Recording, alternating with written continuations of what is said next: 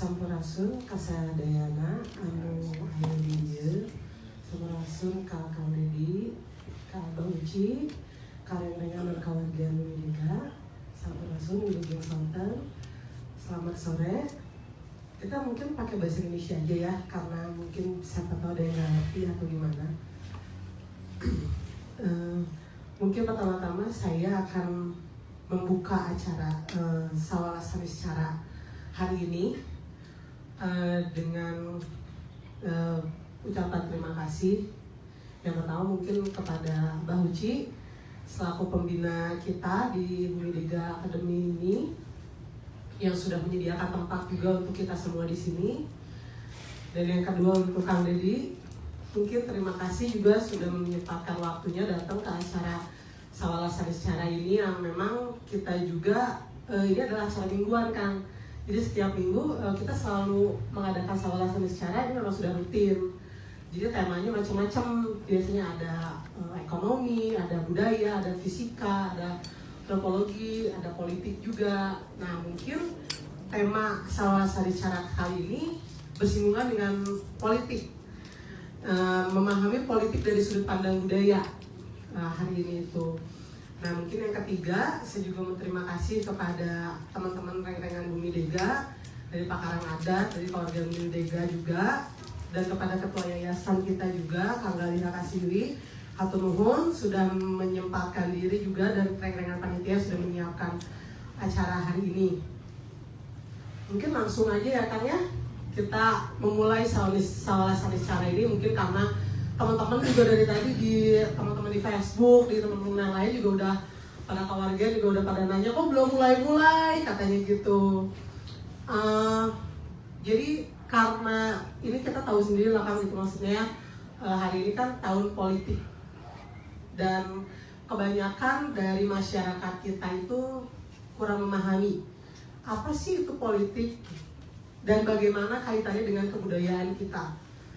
Dan makanya di sini Kang Dedi selaku budayawan yang kebetulan memang sudah berpengalaman di dunia politik juga menjadi narasumber di sini agar memberikan inspirasi terhadap kita, memberikan pengetahuan terhadap kita bagaimana sih politik di Indonesia itu hari ini gitu, dan bagaimana harusnya gitu berpolitik berdasarkan kearifan lokal itu sendiri gitu Kang Dedi. Mangga dihaturanan Kang Dedi. Assalamualaikum warahmatullahi wabarakatuh. Sampurasun. Selamat sore bagi wilayah Indonesia Barat. Selamat malam bagi Indonesia Tengah dan Timur. Ada 3 keselamatan pada sore hari ini, yaitu keselamatan di sore hari dan keselamatan di malam hari. Dan besok ada keselamatan di pagi hari. Yang pertama, bahwa kalau kita memahami politik secara utuh, sesungguhnya tahun politik itu bukan sekarang. Dalam setiap hari itu ada tahun politik, ada bulan politik, ada minggu politik, dan ada hari politik, dan ada jam politik, ada menit politik, ada detik politik. Karena seluruh keputusan-keputusan negara itu diambil dalam setiap saat. Diambil mulai dari pikiran manusia, diambil dari perasaan manusia, diambil dari ucapan manusia, yang itu ada dalam setiap detiknya. Karena seluruhnya diambil dari pikiran, dari ucapan, dan dari rasa manusia, maka politik itu kan dari sudut pandang kebudayaan merupakan cara atau siasat manusia untuk mewujudkan kesejahteraan hidup. Karena kesejahteraan hidupna orang Sunda makan babari. ngahna ngahning, ngeunah nyandang, ngeunah nyanding, tong nyandung. Orang Sunda mah sederhana. Terus kemudian imahna pageus cenah bajuna beuteuh, pamajikanana jarang reuneuh, bari jeung dikeureuyeun. Terus filosofi kayanya kan sederhana. Rea ketan, rea keton, buncir leuit loba duit. Karena rea ketan, rea keton, maka prinsip dasar orang Sunda dalam membangun kesejahteraan itu dengan menanam. Bukan menebang, bukan menggali, bukan mengeruk, tapi dengan menanam, melak. Karena menanam, karena melak, artinya bahwa yang diberdayakan dari bumi ini hanya bagian permukaan. Ditanam di bagian permukaan pun tidak ada unsur kerusakan karena ekosistemnya dijaga. Maka saya dulu pernah tahun 2003 ketika saya belajar jadi pemimpin kecil di sebuah daerah, maka saya menggulirkan pemikiran tentang gagasan pertanian anu nyekel tatali paranti karukun. Artinya pertanian yang berbasis kebudayaan tradisi. Yang orang menyebutnya pertanian organik. Orang menyebutnya go green. Jadi lamun teu go green mah teu gagal teh urang Bandung teh. Lamun disebutkeun tatali paranti karukun mah sarieun kabeh bubar. Purba. Wah, terma kolot katinggalan zaman. Padahal mah kejo nu ngeunah teh kejo akeun. Nah, tapi kalau go green itu hebat. Go green ditandain oleh apa? Kantong. Aya tulisan go green. Ini sudah berpihak pada program. Ujung-ujungnya berpihak karena proyek. Kan akhirnya tidak berhasil. Kenapa? Karena dia agul ku payung butut. Orang Sunda agul ku payung butut. Hari sia barang sorangan teu diaraku, barang batur diaraku. Nyaho payung butut hari sia. Diparake payung ku sia. Atuh teh kalah basna manten awakna. Nah ini kan perspektif bagaimana kita tidak mengenal diri kita. Nah, karena yang dikelola bagian permukaan, maka tidak akan pernah ada kerusakan. Karena tidak akan ada kerusakan, maka prosesnya itu hidup dan menghidupkan. Simbiosis mutualisme, cenah cek istilah baheula keur sakola mah. Karena hidup dan menghidupkan, maka prinsip dasar politiknya itu bertentangan dengan politik bellium contra omnus naon cenah. Homo homini lupus. Itu enggak ada kita dengan itu. Nah, orang ini di wawuhan mah da bager. Mau ge di wawuhan mah bager, cai ge di wawuhan mah bager, seuneu ge di wawuhan mah bager, kaca ge digalakan mah raheut sia teh. Nah, karena ini menjadi hayat, maka politiknya pun adalah politik yang hidup dan menghidupkan. Politiknya hidup dan menghidupkan. Karena politik hidup dan menghidupkan, maka rea ketan, rea keton.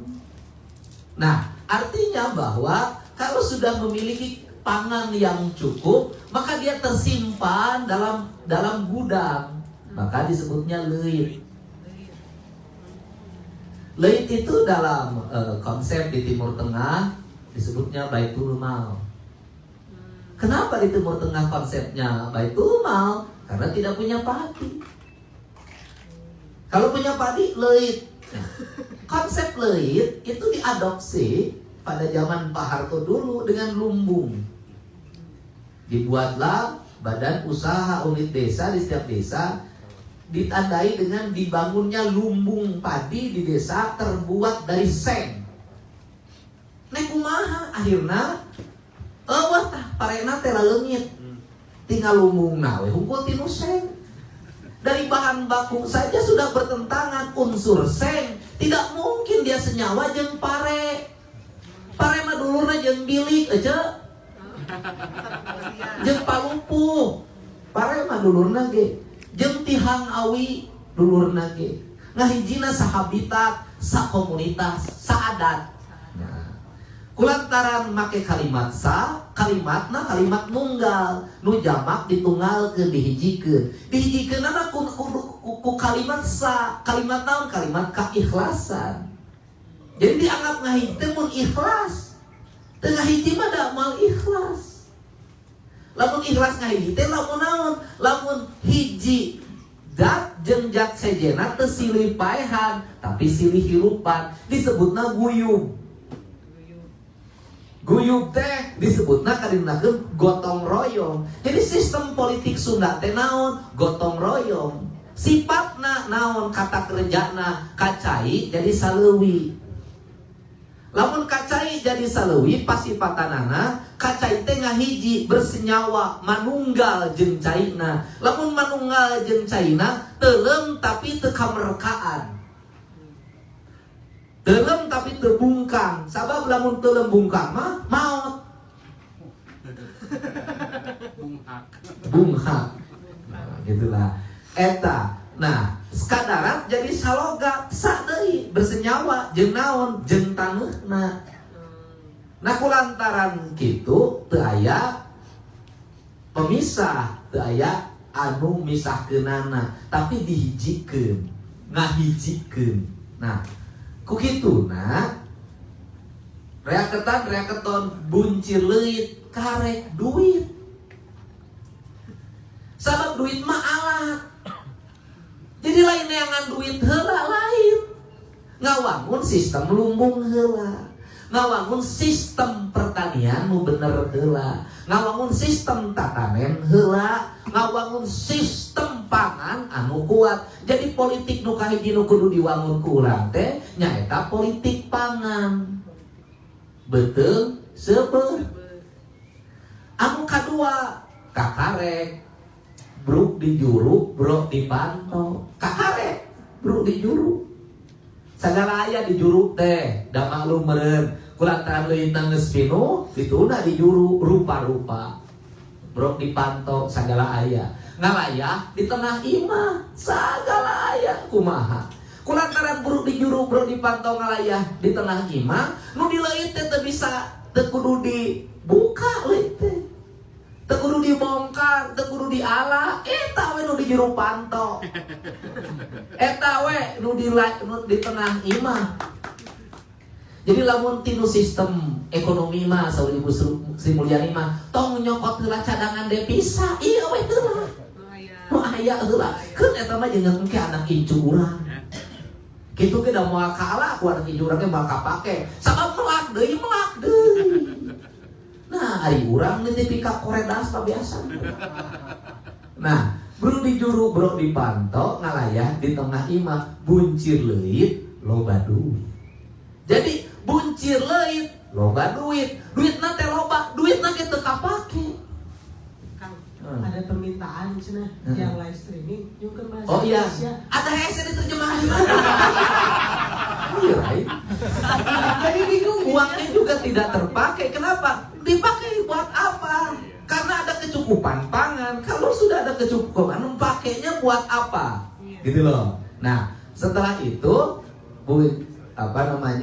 imah page baju wete.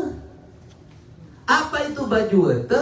Memiliki sandang yang cukup. Sandang yang cukupnya pun tidak pakai uang. Kenapa? Karena sandangnya dibangun lewat sistem tradisi yang dimana ibu-ibu diajarkan untuk menenun. Nah, prinsip dasar menenun itu sebenarnya prinsip kesabaran. Laki-laki kan tidak menenun, lebih banyak bercocok tanam.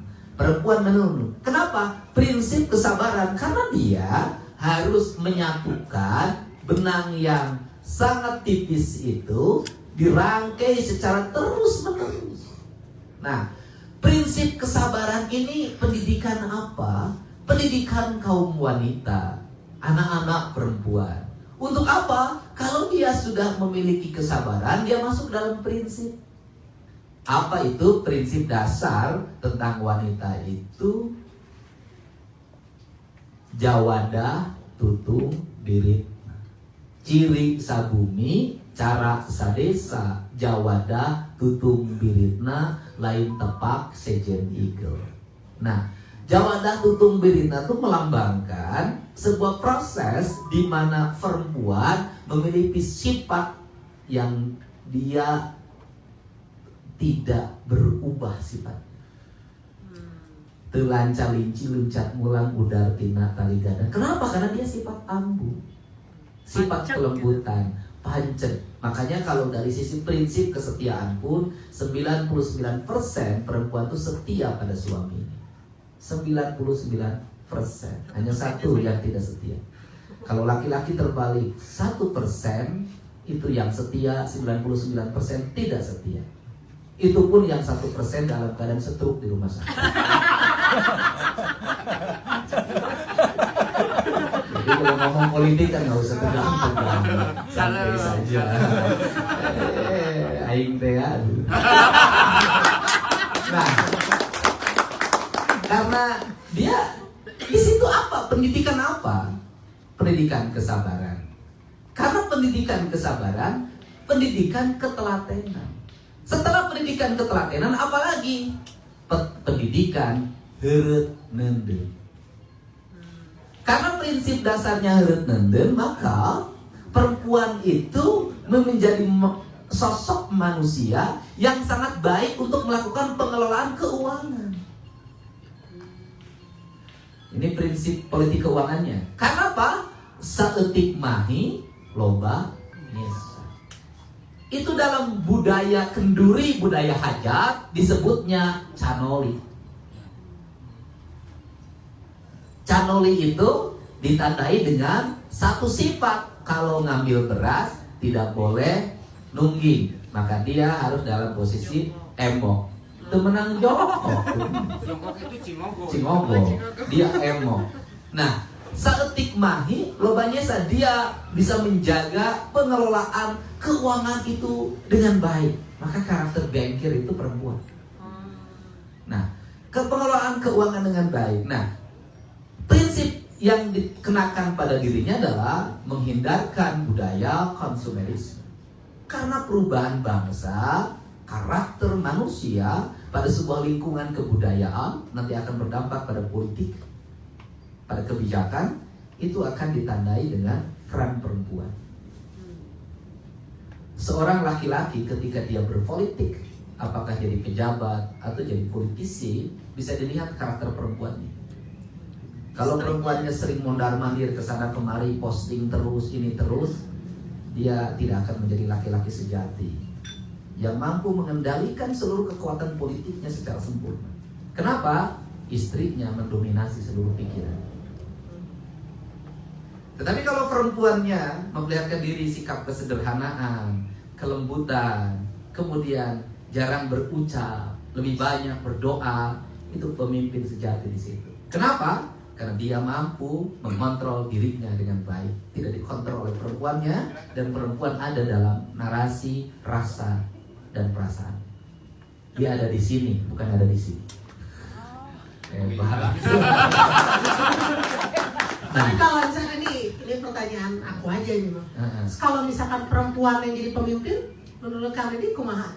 Kalau perempuan yang kan gini loh, si perempuan itu sifat, bukan manusia. Sebagai sifat ya. Iya kan, makanya kan feminim dan maskulin itu ambu itu bukan wujud tapi sifat. Dia ada pada siapapun. Ada laki-laki yang punya sifat feminim, ada perempuan yang punya sifat maskulin. Dua-duanya penting, bukan makhluk.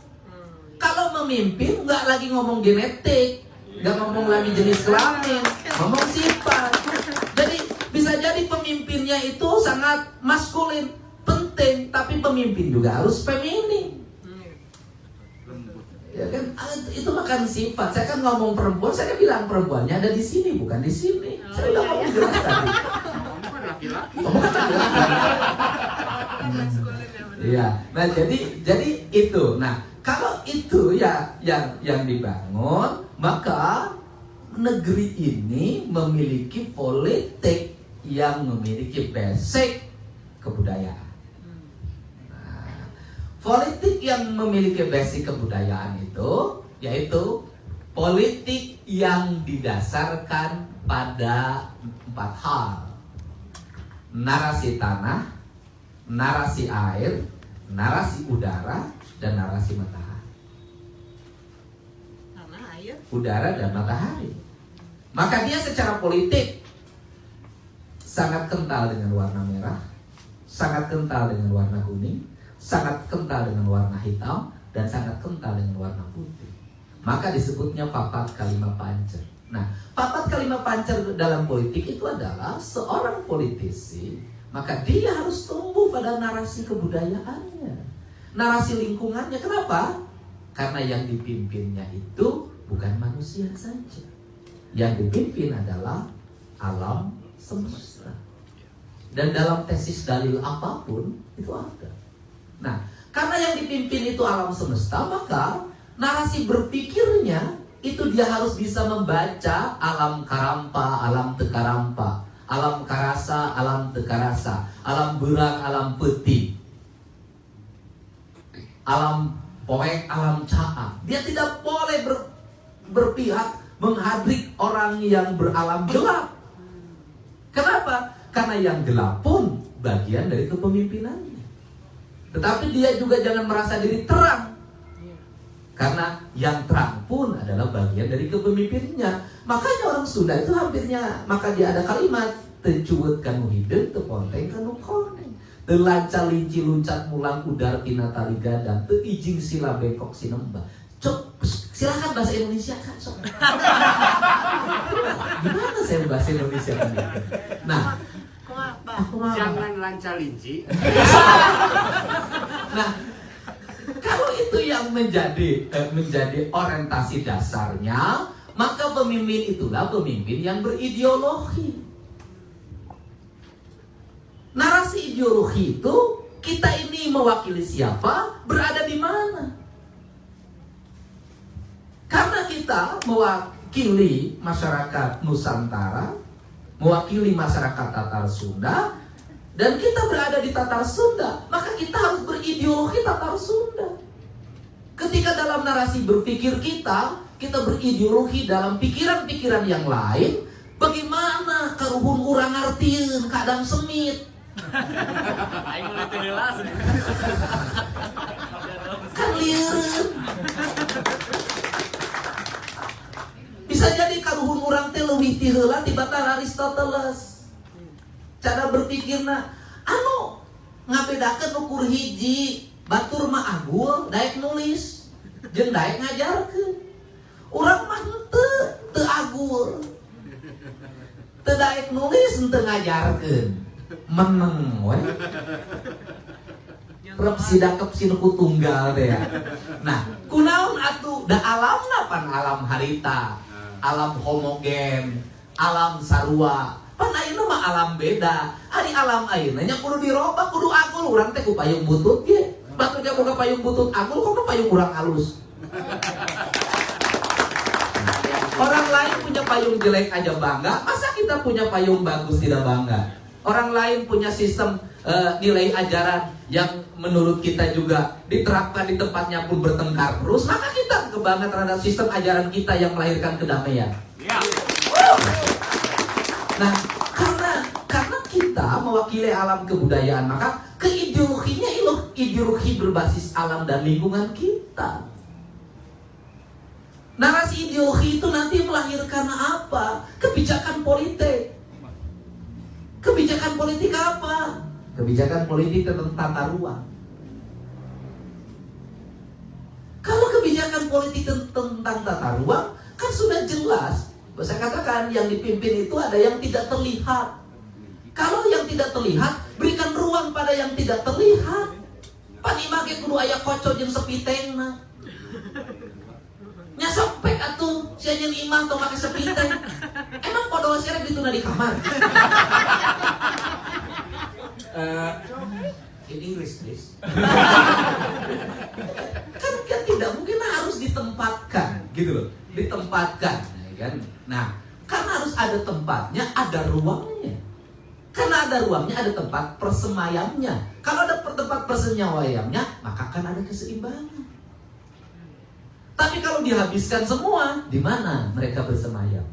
Nah, kalau mereka itu, kemudian sudut pandang ilmiah, ya silahkan saja. Virus, bakteri, kan seluruhnya harus ada ruang di mana dia harus ada tempatnya. Kenapa sekarang virus dan bakteri kemana-mana nggak beraturan? Karena ruangnya tidak disiapkan. Ini kan kalau ngomong akademis, gitu loh. Nah, karena itu mulailah politik itu dari politik tata ruang.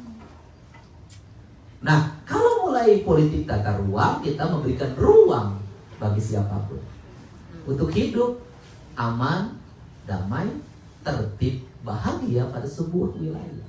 Orang itu tidak akan bertengkar manakala diberikan ruang. Kenapa dia bertengkar, bersinggungan? Karena ruangnya disatukan.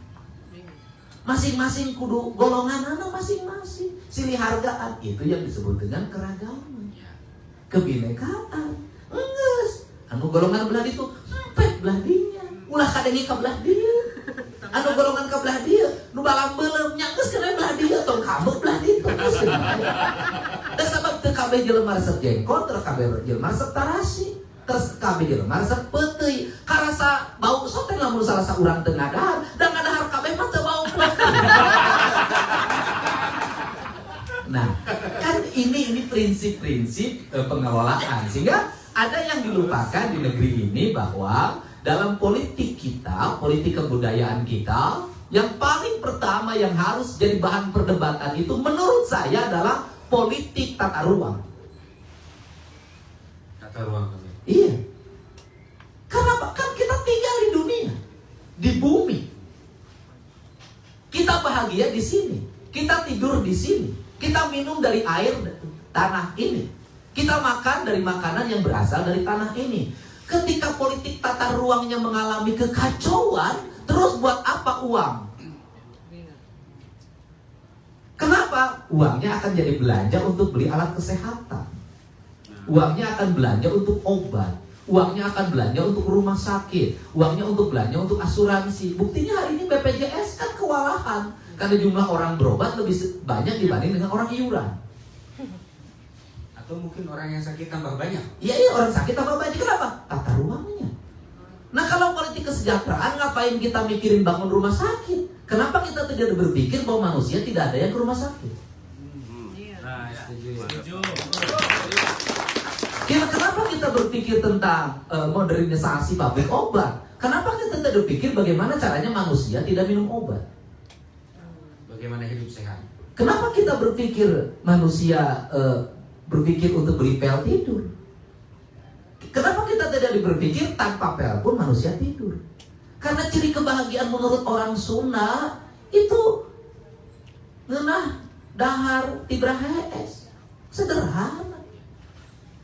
Kena dahar tibra hees artinya apa? Yang dimakannya itu membuat tidurnya nyenyak. Bukan yang dimakannya membuat tidurnya gelisah.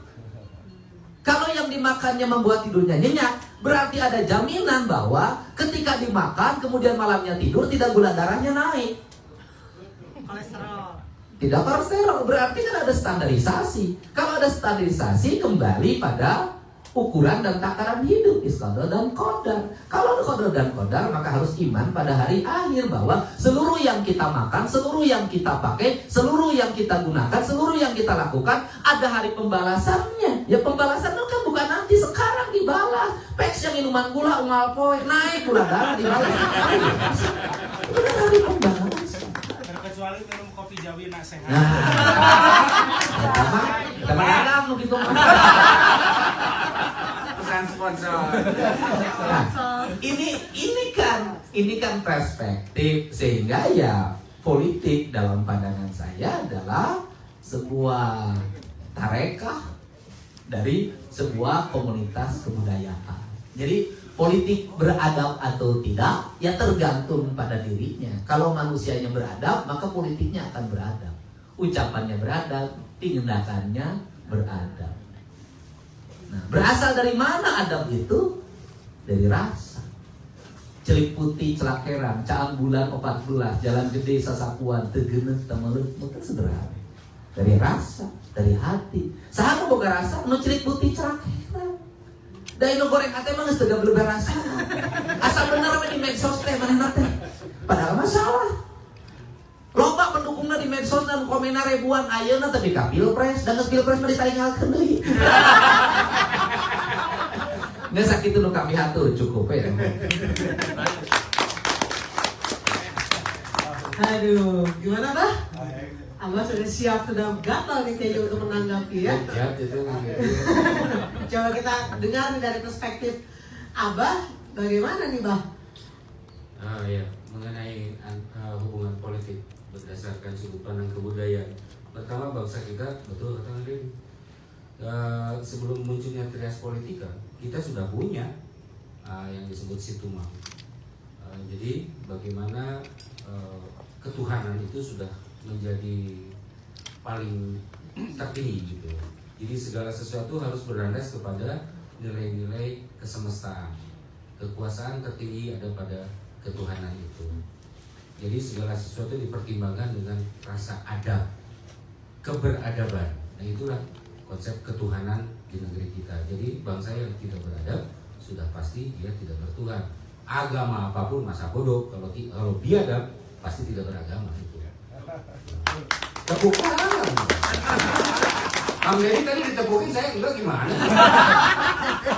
Apa bosen ke Abah mah? Kan biasa ikan nu anyar masuk dianggap halus. Padahal mah nu bener mah nu heubeut. Ikan nu ngora mah biasa pangalusna. Padahal nu halus mah nu kolot. Sudir sampir kudu ngartos unggul. Halus bisa. Jadi situmang ini adalah konsep yang nantinya melahirkan trias politika. Pertama, leluhur kita sudah memulainya dengan mempercayai apa yang disebut dengan hiang. Hiang itu bahasa kita ya, bahasa bangsa asing misalnya Barat menyebutnya God, bahasa kewargian saudara-saudara kita di Timur Tengah menyebutnya sebagai Allah dan seterusnya. Bangsa kita juga punya sebutannya yaitu hiang. Jadi berlandas pada itu. Kesatu itu untuk persoalan bagaimana mengambil keputusan yang kemudian diturunkan kepada tingkat karamaan. Karamaan adalah pengambil kebijakan yang membuat kebijakan-kebijakan, aturan-aturan dan seterusnya. Lalu diturunkan kepada keratuan, kepada ratu untuk menjalankan sistem pemerintahan sesuai dengan instruksi dari Rama. Dari keratuan lalu diturunkan kepada karesian. Jadi begitu sempurna sebetulnya pola gerak politik, perjalanan politik di kita. Jadi tidak sia-sia begitu saja, tidak muncul begitu saja. Bahwa semua adalah diakibatkan karena direnungi dulu, diresapi dulu, ditimbang matang-matang. Semasak mungkin baru diturunkan kepada dari keratuan. Dari keratuan diturunkan kepada karesian, setelah itu baru kepada masyarakat luas. Nah, ini pada akhirnya melahirkan sebuah politik yang kita sebut politik yang berlandas kepada kebudayaan. Budaya bangsa kita harus cocok karena tidak mungkin politik yang dipakai di Rusia diterapkan di sini. Politik yang dipakai di Amerika diterapkan di sini. Budaya masyarakatnya saja berbeda kok. Bagaimana bisa nyambung? Persis seperti yang Kang Deddy tadi sampaikan. Nah, dari situ tujuan dari politik ini setelah disampaikan turun-temurun dari mulai karamaan, karesian sampai keratuan, tujuannya adalah untuk membangun kesadaran dan kecerdasan. Yang dampaknya gerak politik di kita, perjalanan politik di kita, siapapun itu politikusnya harus melahirkan perasaan damai. Untuk menciptakan perasaan damai, karena politik itu sebuah kebijaksanaan, keputusan yang bijak, mengambil keputusan yang bijak. Kemudian dari perasaan damai muncul perasaan bahagia. Dari situ muncullah kesehatan yang tadi sudah disampaikan juga dengan apa yang disampaikan oleh Kang Deddy, bahwa sehat karena otaknya sehat, mentalnya sehat, atau jiwanya sehat dan seterusnya. Dari situ tidak susah kok untuk mengatur negeri ini. Pada saat bangsa kita kembali kepada kebudayaan, yang sudah diwariskan oleh para leluhur kita. Kita hidupkan kembali itu, dan itu yang harusnya menjadi landas kehidupan berpolitik di negeri kita. Jadi ya kalau bermain curang dalam dunia politik perlu dipertanyakan oleh masyarakat. Ini politik jenis apa? Politik yang dipakai aliran mana? Aliran dari negeri mana? Siapa yang menggunakan ini? Di negara lain boleh saja itu berhasil. Ada satu hal yang sangat menarik di dalam ruang antara politik, kebudayaan, dan kemanusiaan masyarakat kita, kehidupan sosial.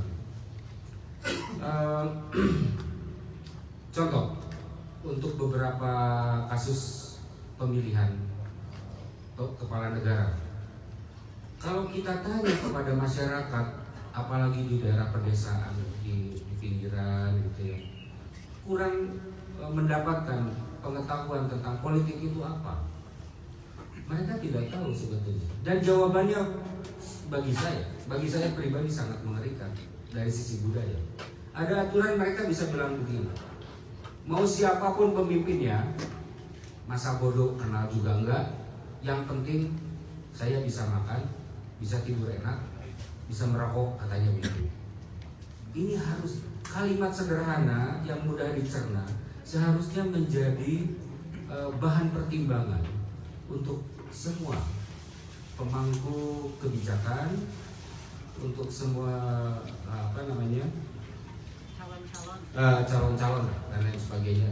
Pokoknya yang hidup di dalam ruang perpolitikan. Nah, ini tentunya sangat berdampak apabila terjadi pendidikan politik. Ya, tidak perlu ikut partai, tapi tahu politik itu apa sih? Tujuan berpolitik apa? Jangan sampai asal coblos, jangan sampai asal pilih sedikit. Orang tidak tahu yang dia coblos itu apa. Maka tidak aneh kalau terjadi serangan fajar di mana-mana ketika terjadi proses pemilihan ini. Termasuk dalam pengambilan keputusan tentunya mustahil tidak ada politik. Tapi kembali lagi, jika politik di negeri kita dibangun melalui ruh kebudayaan bangsa kita, perilaku bangsa kita, cara berpikir. Karena yang disebut budaya itu adalah 1. Spiritualitas, 2. Religiusitas, 3. Intelektualitas, 4. Moralitas, dan 5. lupa lagi. Kade ulah isi tas kade. Ulahnya. Ulah isi tas. Udah isi tas. Isi tas masuk kadang-kadang kosong. Tapi begitu. Kalau berlandasnya kepada kebudayaan kita, saya yakin para pemain-pemain politik, artinya dalam melakukan sebuah strategi, pasti tidak akan keluar dari rasa bagaimana membangun masyarakat tentram, damai, sejahtera, dan melahirkan kecerdasan dan kesadaran atas rasa kebangsaan. Seluruh rakyat Indonesia harus memiliki telepon mungkin dari Pak Jokowi. Biarkan saja dulu. Ya, kalau masyarakat terlibat dalam dunia politik ini berlandas dan berpegang teguh pada kebudayaan bangsa kita yang senyatanya, sudah pasti politik yang dimunculkan itu adalah politik yang bersifat mencerdaskan, sehingga orang tidak asal coblos, tidak asal memilih. Saya kira seperti itu diakibatkan karena adanya pendidikan politik dini yang menyebar betul-betul bisa diajarkan kepada seluruh rakyat Indonesia. Saya tidak tahu ini harusnya tugasnya siapa, saya tidak tahu. Tapi saya yakin mungkin itu salah satu pekerjaan yang harus dimulai dijalankan oleh pemerintah kita. Begitu saya kira. Kalau saya sih simpel aja. Simpel aja ya Bang ya. Bagaimana cara melahirkan kehidupan di negeri kita, kehidupan yang tentram, damai, sejahtera, dan lain sebagainya. Dan satu hal yang tidak boleh dilupakan dalam ruang politik ini, tidak mungkin terlepas dari kekayaan alam negeri kita. Inilah negeri yang terkaya di dunia. ironis sekali, kita hidup di negeri yang maha kaya, tapi kehidupan kita, masyarakat secara umum, belum mencapai kemakmuran yang merata. Ada apa ini? Ada sesuatu, ada permainan politik. Saya tidak tahu siapa yang bermain. Nah, kayaknya ke depan Kang Deddy bisa lebih ekstrim tuh deh. Iya, harus. Tanya aja. Jadi misalkan menurut Kang Deddy, Ya, silakan. kan udah biasa tuh agama ditunggangi sama politik. Kita tahu, misalnya semua orang di sini sudah tahu bahwa banyak yang maksudnya teh mulai isu-isu sara sudah mulai banyak sekali hari ini. Nah itu kan udah biasa, itu udah jadi kayak tontonan dan orang-orang sudah mulai jenuh terhadap isu-isu agama. Kalau misalkan kebudayaan yang ditunggangi sama politik, menurut Kang Deddy kumaha? Bagi saya, orang berpolitik atas nama agama, atas nama kebudayaan tidak jadi problem. Selama dia memperjuangkan nilai dengan sifat yang bernilai. Politik atas nama agama berarti politik menjunjung tinggi kejujuran, kebenaran, dan keadilan. Berarti dalam dirinya senantiasa ada sistem nilai keyakinannya, maka politiknya itu akan melahirkan politik yang berucap penuh kebaikan, penuh kebajikan, penuh kasih sayang. Politik atas nama kebudayaan juga sama juga begitu. Berarti dia akan berpolitik atas nama lingkungan kebudayaannya, daerah yang dipimpin dan diwakilinya. Berarti kalau dia berpolitik atas nama kebudayaan orang Sunda, dia memperjuangkan apa? Memperjuangkan Gunung Sirunga, Lengkop Balongan, Lebak, Akar. Tetapi atas nama apapun dia berjuang, kalau kemudian kebijakannya, langkah-langkahnya justru berbalik melakukan kerusakan, itu namanya politik berkedok kebudayaan dan politik berkedok agama. Nah, dalam wayang itu kan ada dua tafsir. Yang pertama ada Semar. Semar itu anaknya Dewa Mahaguru ya, yang Batara Ismaya diturunkan ke, yang dia lebih memilih Marcapada dibanding dengan alam Mayapada. Ketika di Marcapada dia memilih jadi petani, dia memilih di desa Tegal Gorowong Tumaritis, jabatan tertingginya Lurah Kudapawarna. Sederhana. Hidupnya dihinakan, ucapan-ucapannya nyaris tidak ada yang mendengar. Tetapi dia konsisten pada pengabdiannya, gitu kan? Nah, tetapi kan ada juga misalnya karakter-karakter kayak Sangkuni, kayak Dorna, yang memformat diri menjadi sosok wiku, yang limuhung sugiku pangarti cemarku pangabisa.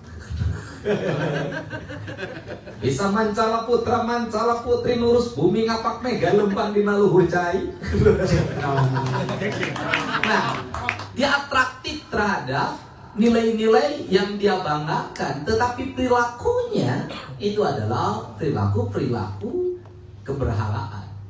Nah, jadi persoalan politik mutakhir hari ini saya nggak mau nuduh siapapun, tinggal nilai saja. Orang atas nama apapun, baik atas nama agama maupun atas nama kelompok kebudayaan, kalau postingnya selalu di dalamnya penuh dengan kebencian, postingnya sirik pidik jahil kan ya iren pangasten rumpak tekopan tepayaan, komok keket mene kene cap jahe mereka hesek koret pingaranunana, ya berarti sesungguhnya agama yang diucapkan itu hanya rarangken saja. Itu bagian manipulatif yang dibuat untuk menipu banyak orang.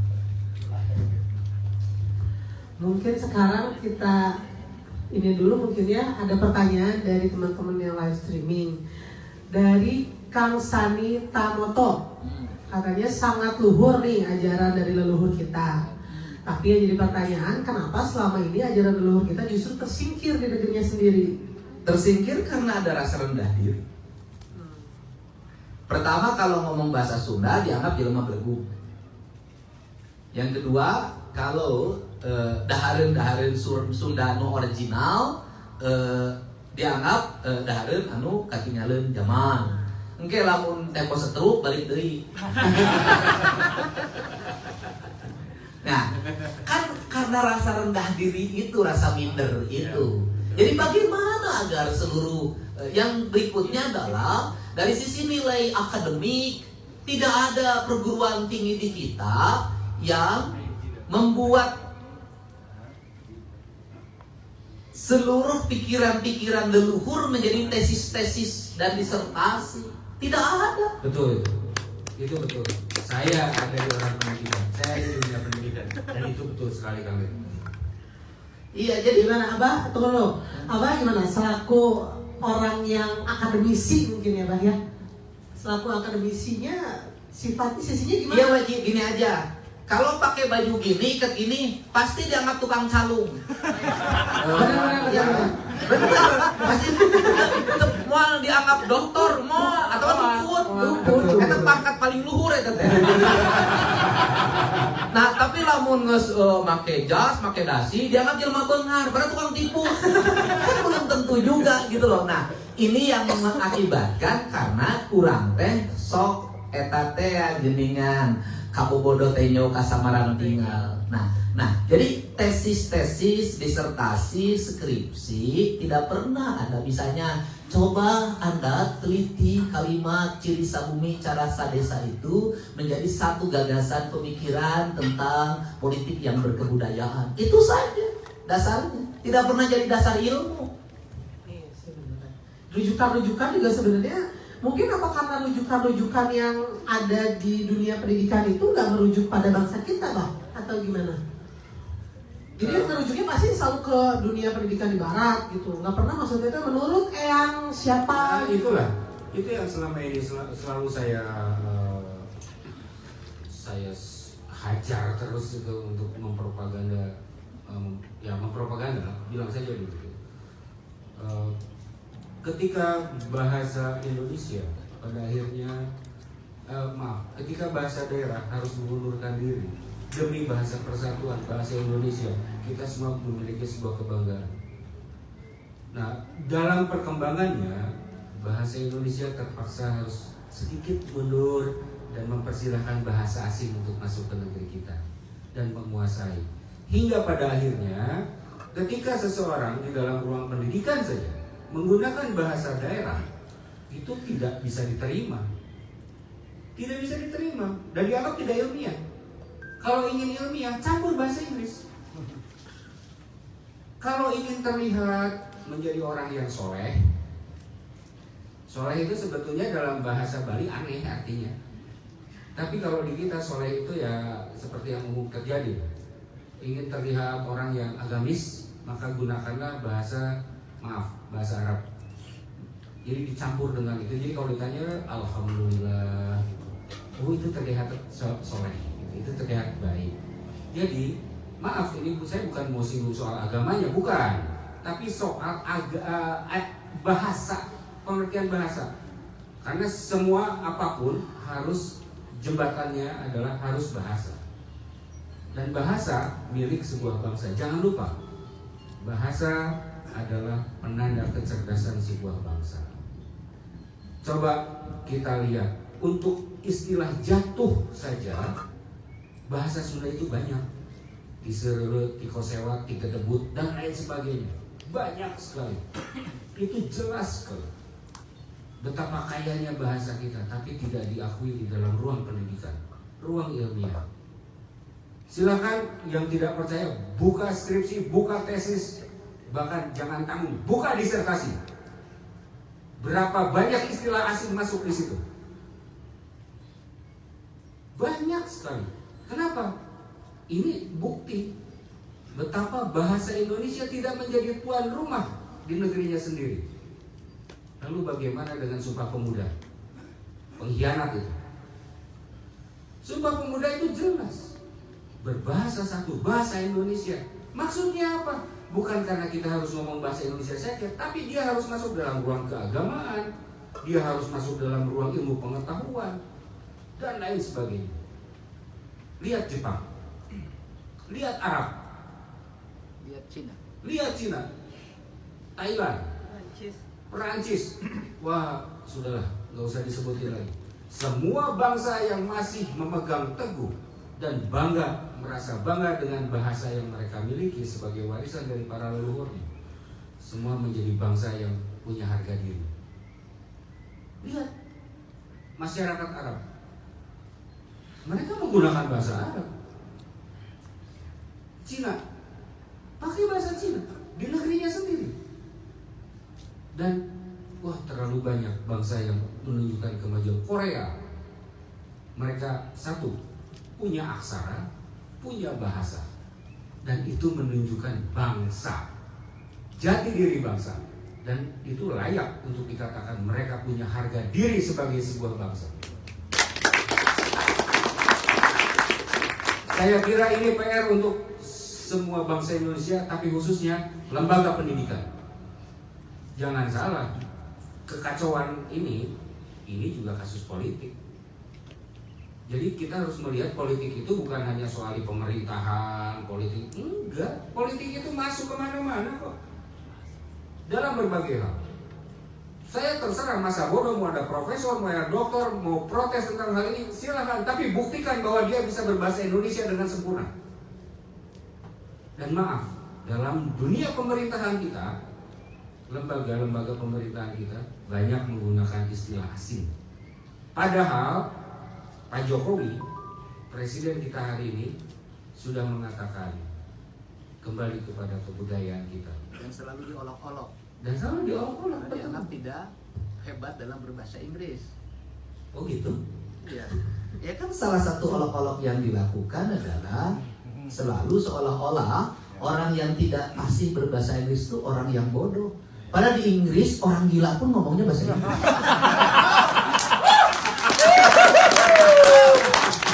Orang yang tidak naik kelas pun ngomongnya bahasa Inggris. Orang yang ini yang tepuk tangan yang nggak pada bisa bahasa Inggris. Ini Inggris, please. Kalau kemudian lantas fasih berbahasa Inggris, orang pernah tinggal di luar negeri, ya wajar. Pembantu rumah tangga sina cicing di Inggris 3 tahun pasti berbahasa Inggris. Nah, terus yang kedua, bukan hanya persoalan bahasa, dalam etikal pengetahuan perguruan tinggi tidak memberikan ruang. Saya contoh misalnya dalam dunia ortopedi, kedokteran, patah tulang. Di kita ini kan dari dulu sudah banyak orang-orang yang punya keahlian, itu kan tuh, ya kan? Cimande. Keahlian patah tulang. Kemudian dia mampu menyembuhkan dengan membuat obat yang diciptakan dari ramuannya sendiri dan bersumber dari negerinya sendiri, kampungnya sendiri, tanahnya sendiri. Pertanyaannya adalah, sudah tahu menyembuhkan, sudah tahu pasiennya banyak, sudah tahu dari sisi aspek ekonomi menolong banyak orang dengan biaya yang murah. Pertanyaan, ada nggak sih perguruan tinggi yang berikan gelar doktor pada orang-orang yang ahli itu? Kan tidak ada. Nah, siapa yang berani melakukan itu? Cina berani. Pengetahuan kedokteran Cinanya itu dipromosikan, negara mengintervensi, kemudian marketingnya dikembangkan di mana-mana, kemudian sampai ke negeri ini. Jepang berani, tapi kau Bandung Pak, pijit Jepang, non shiatsu. Kan di kita ini kan ditincakan, itu kan dianggap bertentangan dengan ilmu kesehatan, tapi jelema di pijit di Bandung lo baru ditincakan tongkongna. Ya kan, diakui. Kenapa sih orang Jepang aja masih mengaku, orang Cina nah urang ku belek-belek teuing. Kenapa belek gitu? Karena kita menganggap diri kita sub dari peradaban orang lain. Itu aja. Ya sekarang tegak saja begini. Peradaban nu ngomong Sunda lain jelema belegu, nu ngomong Sunda jelema pinter. Buktina manehna mah bisa menerkeun suku nu potong. Kalau misalkan dulu David Beckham, Ronaldo gitu ya datang ke Cinambong, kemana Pak? Tadi yang bengkel tulangnya selesai ya. Cimande nggak mungkin lama-lama mereka harus ini ya. Nah, kalau ngomongin istilah gitu, istilah bahasa gitu. Nah, kalau politik di bahasa Indonesia itu apa? Atau di bahasa Sunda itu apa sih kan gitu? Apa maksudnya nggak ada istilah politik kan maksudnya pasti dari sana kan istilah politiknya itu sendiri. Kalau di kita gitu politik itu apa? Kan itu menjadi bahasa. Oh. Kalau di bahasa Sunda itu siasat namanya. Ya, lamun bahasa Sundana siasat bahasa Sunda naon?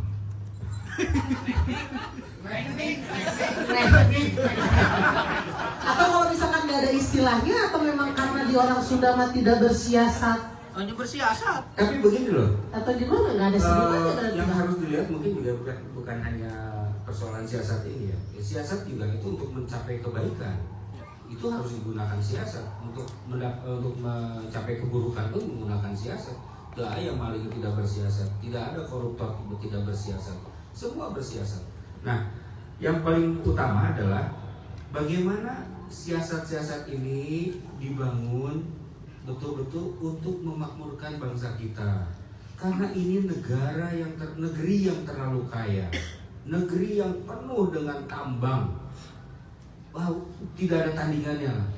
Lalu bagaimana kita semua hidup menjadi seperti ini sampai mengirimkan tenaga kerja ke luar negeri?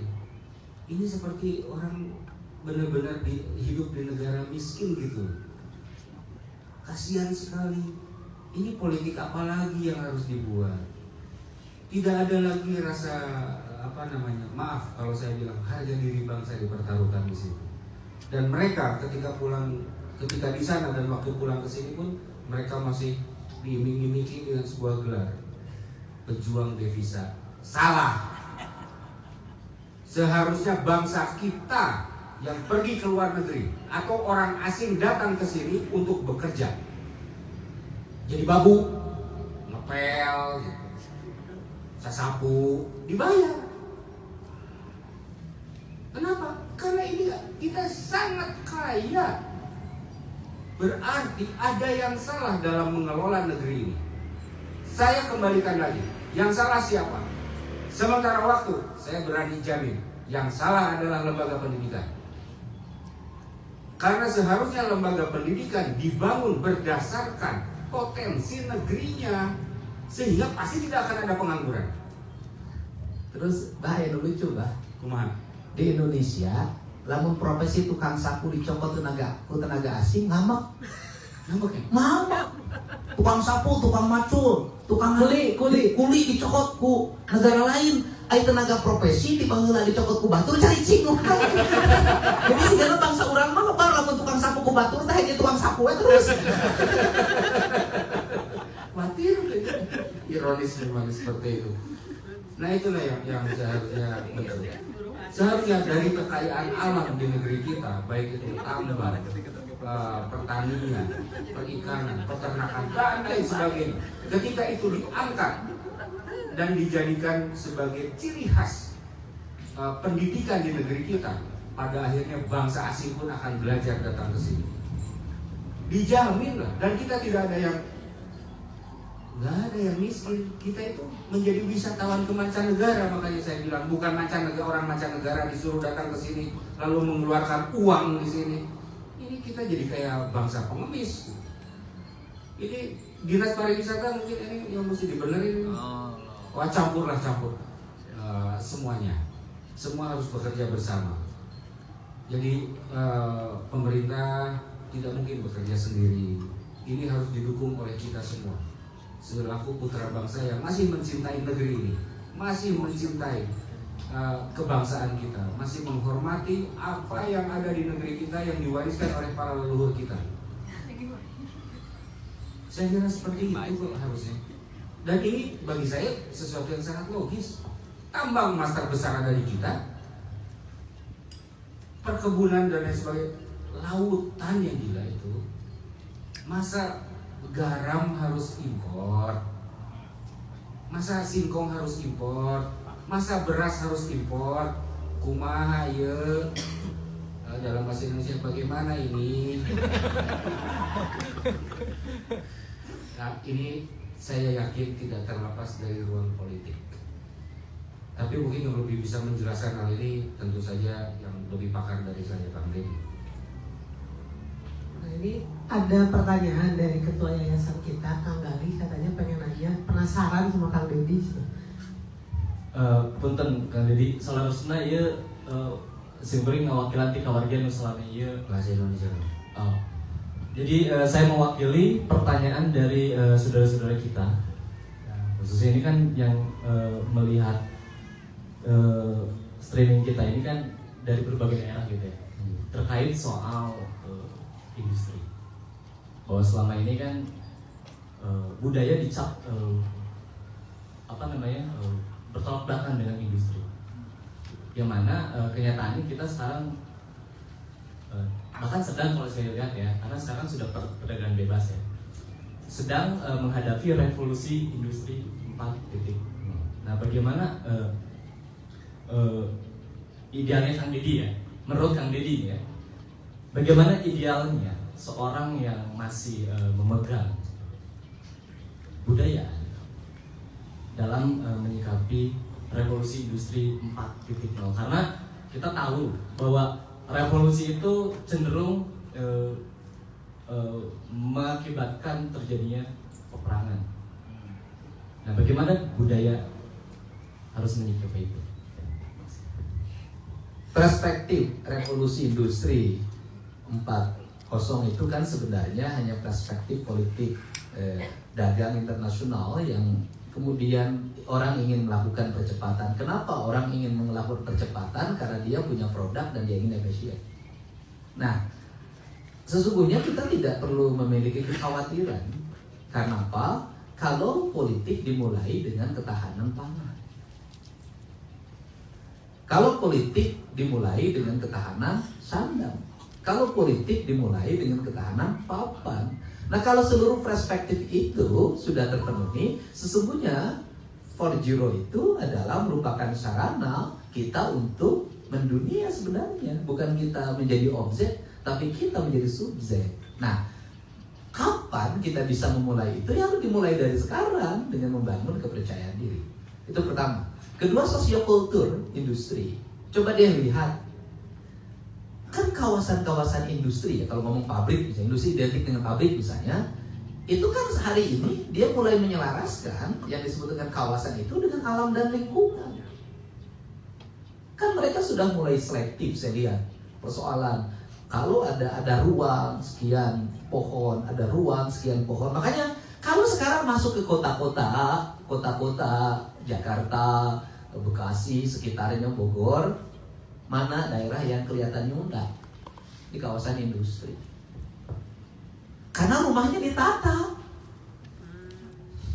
Ada rumah, ada pohon, ada saluran airnya, jalannya luas, satu sama lain berjauhan. Justru mereka lebih adaptif dengan itu. Sehingga sekarang itu kebudayaan Sunda milik siapa? Milik orang kaya. Hanya orang kaya yang bisa menikmati lingkungan pemukiman anu boga sawah, boga kebun. Da urang lembur nage geus dijarwalan pakai beli motor. Ini kan persoalan gitu loh.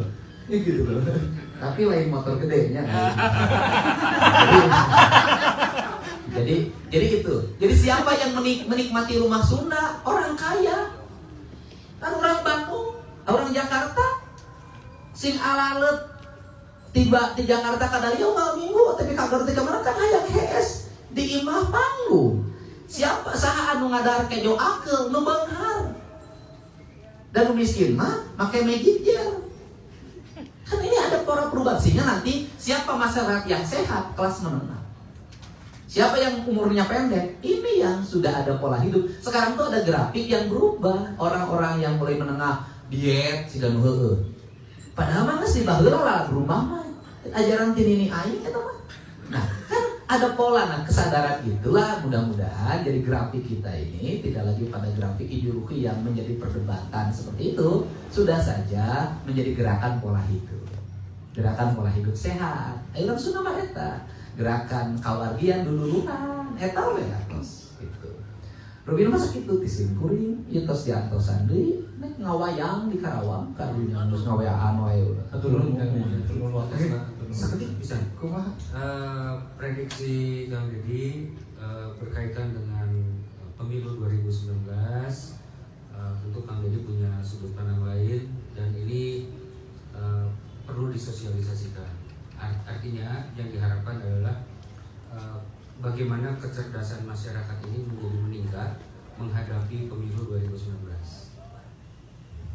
Bebas. Ya gini saja lah, kalau subjektif saya ketua tim pemenangannya Jokowi Jawa Barat kalau subjektif saya. Tetapi perspektif kebudayaan, coba lihat siapa di antara calon pemimpin yang memberikan ruang dan memahami kebudayaan secara utuh. Saha nu sok make sarung, saha nu sok diiket, saha nu sok marah lauk, Saya nusuk nama motor agel. saha nu make motor lagi motor rakitan teh geuningan modifikasi gitu loh. Jadi saha oge anu dagang nage dagang dahareun urang Nusantara dagang martabak.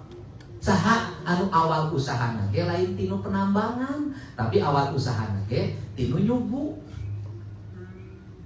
Saalus-alusna imah eueuh korsian mah anggar diangkat jelema teu boga. Jadi tinu dagang kursinya, ai kuing mah da, Pak Jokowi mah teu kudu neangan kursi, da bisa nyeun sorangan. Rayu. Assalamualaikum warahmatullahi wabarakatuh. Sampurasun. Hatur nuhun pisan Kang Dedi waktosna, canda tawanya, ilmunya, pengetahuannya semoga menjadi berkah mungkin untuk kita yang ada di rumah juga, buat kawargian yang ada di sini. Hatur nuhun juga Abah tos nyayagikeun waktos sareng tempatna kanggo reng-rengan di dieu. Ditutup aja mungkin acara Sawala Saniscara kali ini dengan menghening yang akan diberikan oleh Kang Erwin ya. Terima kasih, sampurasun.